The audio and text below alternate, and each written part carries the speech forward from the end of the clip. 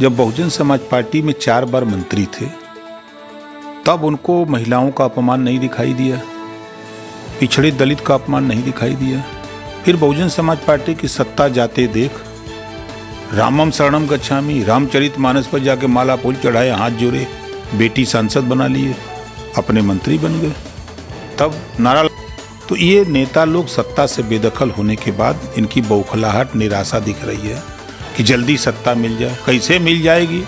5 साल के लिए जनता ने तो चुन दिया, तो 5 साल बैठ के संयम से काम लो, अपना काम करो, संगठन का काम करो। तो इस वक्त हमारे साथ मौजूद हैं सुहेल देव समाज पार्टी के राष्ट्रीय अध्यक्ष ओम प्रकाश राजभर जी, और इस वक्त गोरखपुर में मौजूद हैं। गोरखपुर में आज एक कार्यक्रम है जिसको लेकर आए हुए हैं, महिलाओं के अधिकार की बात कर रहे हैं। और सर, यहाँ से एक बड़ा मैसेज भी देना चाहते हैं सरकार को और उन लोगों को जहाँ पे महिलाओं को अधिकार आज भी कहीं ना कहीं मिलने से वंचित रह रहा है। सर, आप गोरखपुर में हैं, तो आज कैसे कार्यक्रम से क्या कुछ मैसेज है उन लोगों के लिए जो सरकार कहती है कि महिलाओं को अधिकार हम दे रहे हैं और देने की कोशिश भी कर रहे हैं? नहीं, देखिए, चाहे जो भी सरकार हो, कथनी और करनी में अंतर है।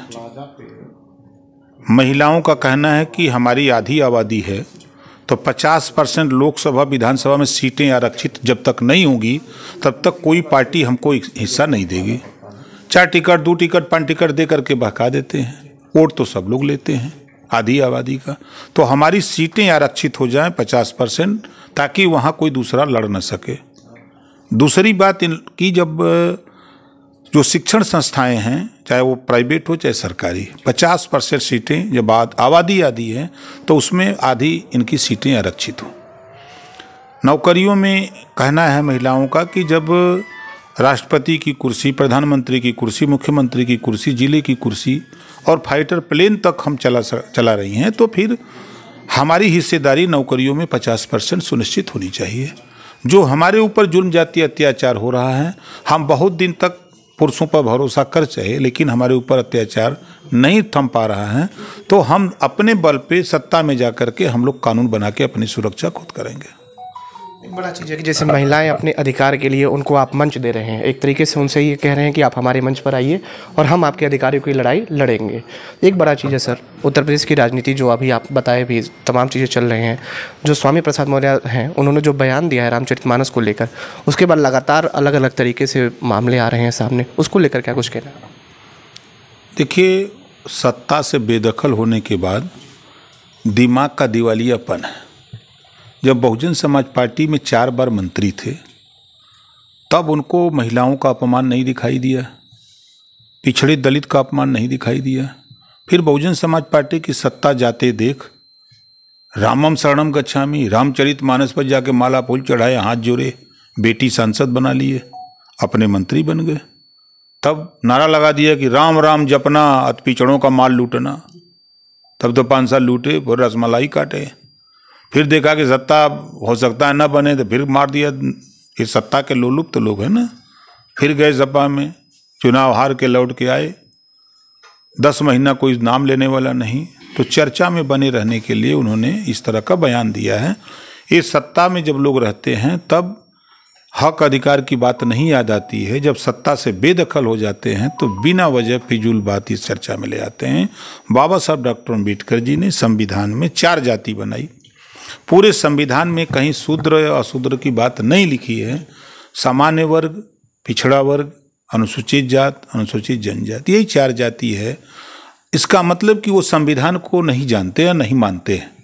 शपथ तो लेते हैं कि हम संविधान के दायरे में रह के काम करेंगे, तो फिर संविधान के दायरे में रह करके आपने शपथ लिया तो बयान क्या दे दिया? तो संविधान को तो आप नहीं मान रहे हो और संविधान की दुहाई देते हो, शपथ लेते हो। जैसे अदालत में वो शपथ खाते हैं और पूरा एकदम 100% झूठे बोलते हैं, गवाह सब, है ना? वैसे ही नेता लोग हैं।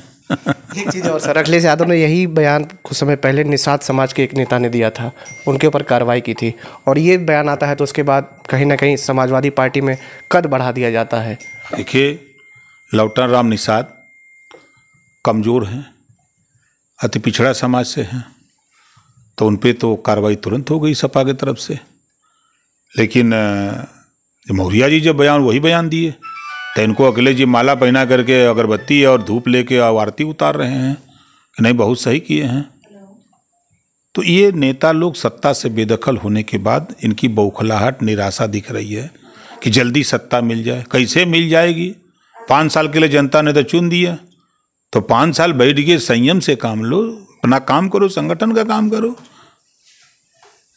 तो आपने जैसे बताया ये अधिकारों की बात है, यहाँ पर महिलाओं की सबसे बड़ी चीज़, तमाम चीज़ें चली।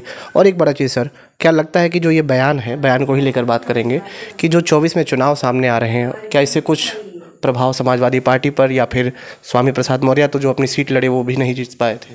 पढ़ तो गया, अभी एमएलसी का चुनाव हुआ, गांव में जो लोग वोट मांगने जाते थे सपा के, तो लोग पूछते थे कि पहले तो ये जो बयान दे रहे हो इसको सही करो तब वोट मांगने आओ। हार गए 5 सीट ना, एक को तो बचाना चाहिए। कुल चुनाव हार रहे हैं, ये काहे? नक्षत्र सही काम नहीं कर रहा। तो इस वक्त हमारे साथ मौजूद थे सुहेलदेव समाज पार्टी के राष्ट्रीय अध्यक्ष, जिन्होंने बताया कि जो तमाम बयान है उसको लेकर के साथ निहाल सिंह, गोरखपुर।